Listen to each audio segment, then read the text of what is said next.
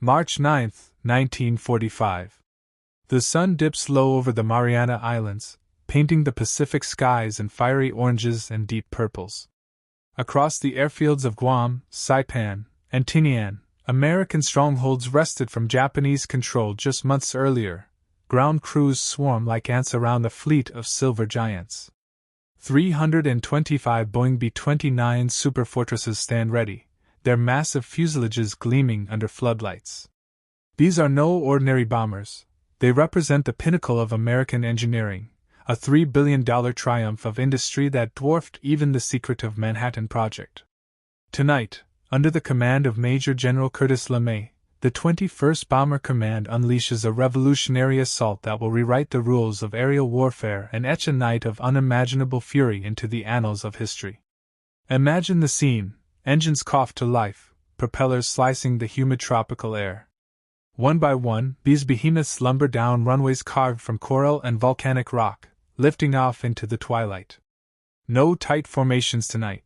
These birds fly solo, stripped of most defensive guns to haul double their usual payload. In each bomb bay, clusters of M69 incendiary bomblets are packed tight, 520 per aircraft, each a 6-pound cylinder of napalm jelly ready to ignite at 800 degrees Fahrenheit. The target? Tokyo's Shitamachi district, a sprawling working-class heartland where 750,000 souls crowd into wooden homes across just 12 square miles.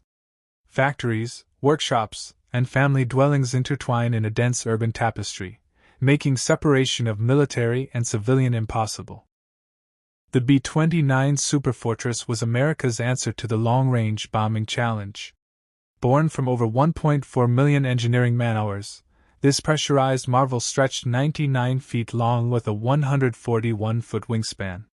For right are 3350 engines, each churning out 200 horsepower, propelled it to 357 miles per hour at altitudes up to 850 feet. Remote-controlled turrets, analog computers for fire control, and a combat radius of 600 miles made it a flying fortress in every sense. Production roared across the homeland, Boeing plants in Seattle, Renton, and Wichita, Glen L., Martin in Omaha, Bell in Marietta, Georgia. By war's end, 970 would roll off assembly lines, with Wichita alone spitting out 4.2 bombers daily. This was American industry unleashed, factories humming 24/7, women riveting fuselages, engineers solving problems in real time. Contrast this with Japan's crumbling defenses. The Imperial Army and Navy operated in silos, their night fighters a patchwork of desperation. The Nakajima J-1N, Gecko, Moonlight, a recon plane hastily armed with upward-firing 20mm cannons, numbered fewer than 479 total produced, many already lost. The Kawasaki Ki-45, Toryu, Dragon Slayer, packed a 37mm nose cannon, but only 701 existed since 1941. No airborne radar, no coordinated intercepts, just searchlights sweeping empty skies and pilots squinting into darkness. Tokyo's anti-aircraft arsenal? Fewer than 500 heavy guns citywide, relying on optical sights and sound locators useless against low-flying raiders at night. Fuel shortages grounded training. Pilots had mere hours in cockpits before facing the enemy. Curtis LeMay didn't inherit success, he seized it. When he took command in January 1945, high-altitude precision raids were failing spectacularly. Jet streams over Japan whipped bombs miles off target, engines overheated climbing with heavy loads, cloud cover blinded northern bomb sites 70% of the time. LeMay's solution was brutal in its simplicity: fly low, fly at night, burn everything. Strip the guns, double the incendiaries, attack in a relentless stream over hours. Altitude 5,000 to 7,000 feet, below the jet stream, above most flak. Pathfinder planes would paint a flaming X over Shitamachi with M47 napalm bombs. The main force would follow, saturating the zone. The M69 was a devilish invention.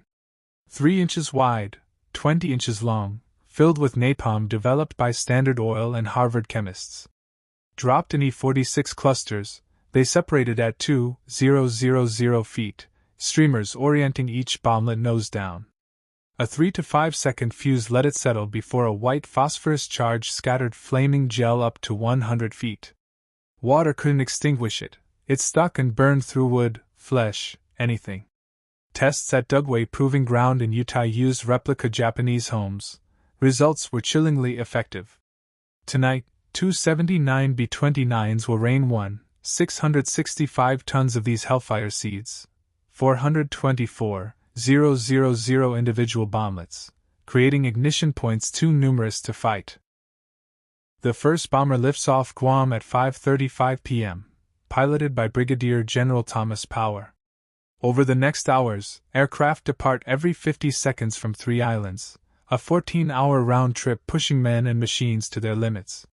Crews wear light flight suits, no heavy gear needed at lower altitudes. Mount Fuji's snow-capped peak marks the Japanese coast. Below, Tokyo slumbers under curfew, its people lulled by months of ineffective high-altitude raids. Air raid sirens wail at 10:30 p.m., but complacency reigns. Tokyo's civil defenses are a joke, 18 concrete shelters for 90,000 people in a city of 4.3 million. Most rely on bugo, shallow ditches with wooden covers. 8,000 firefighters wield hand pumps and buckets. Neighborhood brigades, elderly men, women, teenagers, carry sand and water. No one imagines what's coming. Pathfinders hit at 12:08 a.m. on March 10th. From 5,000 feet, they drop their markers, napalm bombs igniting in a blazing cross visible for miles. The main force follows, navigators guiding by Lorentz signals, bombardiers toggling over the inferno. Winds gust 17 to 28 miles per hour, some hitting 45, perfect for firestorm conditions after a dry winter. It begins like rain, thousands of bomblets glinting as they fall. Then the world explodes into flame. Wooden homes ignite instantly, narrow alleys become chimneys funneling superheated air. Temperatures soar past 1,800 degrees Fahrenheit, glass melts, asphalt boils, metal twists. Fires merge into a roaring beast, winds whipping embers blocks ahead. The conflagration generates its own weather, updrafts suck in oxygen, creating vortices that hurl rooftops and bodies skyward. Smoke chokes the stars, the roar drowns screams. Yoshiko Hashimoto, 24, clutches her 13-month-old in Sumida Ward. Her husband is on duty elsewhere. It sounded like heavy rain. She later recalled 061. Then the fires came so fast. She flees with family through streets turned into ovens. At the Sumida River, burning debris rains down, signboards, doors, lives. Her father shoves her and the baby into the water. Heat boils the surface, but they survive. Her mother, father, and sister Etsu do not. Across the district, the same horrors repeat, parents losing children in stampedes, elderly trampled, shelters becoming crematoriums. Kikukawa Elementary School, packed with refugees, leaves only melted metal and bone fragments. By dawn, 15.8 square miles are ash. 171 buildings gone, 25% of Tokyo's structures.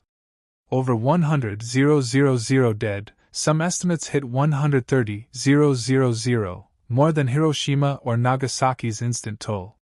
1 million homeless wander ruins. Small workshops producing aircraft parts, fuses, instruments, gone. Skilled workers vaporized or scattered. Japan's war machine bleeds from 1,000 cuts. American losses? 14 B-29s, 96 airmen. Some succumbed to turbulence from thermal updrafts, others took flak at low altitude. Japanese gunners, unused to targets below 10,000 feet, scored few hits. Night fighters scrambled 90 sorties but found chaos. Smoke obscured everything, cannons bounced off B-29 armor. A few pilots rammed bombers in suicide attacks, trading life for a single kill.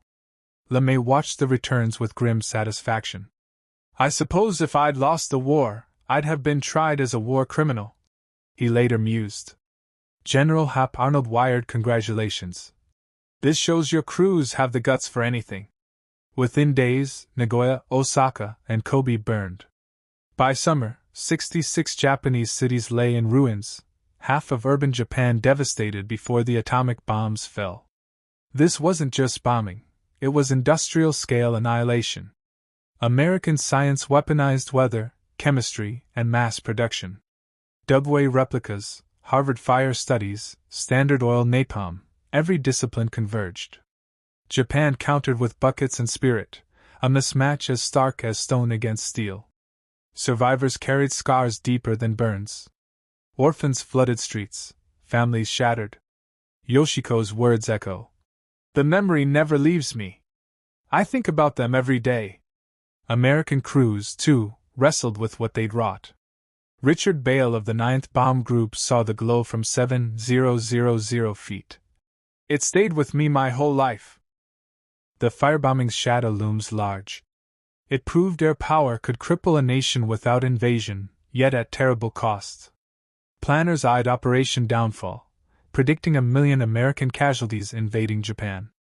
LeMay believed bombing alone might force surrender.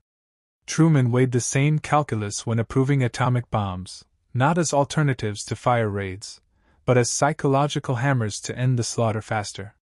Tokyo's Night of Fire revealed Total War's true face. No front lines, no civilians, just societies in the crosshairs. American ingenuity, born in factories, labs, and hangars, overwhelmed a foe clinging to samurai ethos. The B-29s returned to base, bomb bays empty, crews silent. Below, a city that had stood for centuries was gone in hours. 66 cities later, Japan surrendered. The firestorms hastened the end, sparing perhaps millions in a prolonged invasion. But victory tasted of ash. Today, we remember not to glorify, but to understand, the power we unleashed, the lives consumed, the thin line between necessity and atrocity. Operation Meetinghouse wasn't America's finest hour, but it was a defining one. A reminder that freedom's defense can demand the unthinkable, and that history judges not just winners, but the costs they're willing to bear. This is the story of American resolve, industrial might, and the human toll of total war. From the Marianas runways to Tokyo's smoldering ruins, it's a chapter that shaped our world, and a warning for any who forget war's true price.